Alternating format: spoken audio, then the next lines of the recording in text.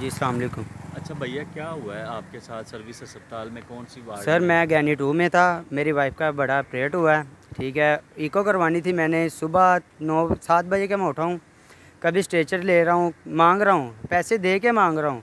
रात को मैंने स्ट्रेचर लिया, 150 रुपया दिया है, फिर जाके स्ट्रेचर मिला है। हालांकि स्ट्रेचर फ्री है, 100 रुपया ID कार्ड जमा कराओ स्ट्रेचर मिल जाता है, पर ऐसा कोई रूल नहीं है। कचरे के लिए इनके पास मुहैया है स्ट्रेचर, वह मरीज़ के लिए नहीं है। मैं अपनी वाइफ को लिए 3 घंटे पहले घुमा हूँ, खज्जल ख़राब हुआ हूँ। पहले इमरजेंसी में गया हूँ, आउटडोर में गया हूँ, नहीं स्ट्रेचर मिला।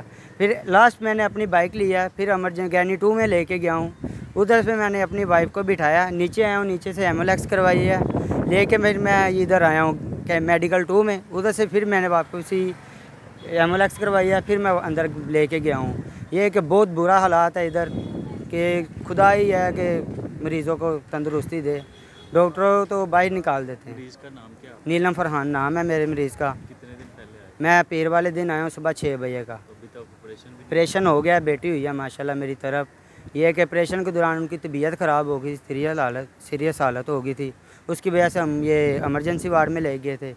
तकरीबन 6 बजे के गए। अगले दिन बुध के दिन हम रात को ना फजर का टाइम आए हैं इधर गैनी में। फिर उन्होंने कहा कि आज इको करवानी है। इको के लिए मुझे स्ट्रेचर नहीं मिला। अच्छा, आपने किसी डॉक्टर को, किसी DMS को कंप्लेन की? अंदर मेरी वालदा गई थी, उन्होंने फिर नीचे भेज दिया था। ब्लड ग्रुप के सामने ना एक वो आदमी बैठा हुआ था काउंटर लगा के, उससे बात की, उसने फिर मुझे आउटडोर में भेज दिया। आउटडोर में गया हूँ, मुझे नहीं मिली।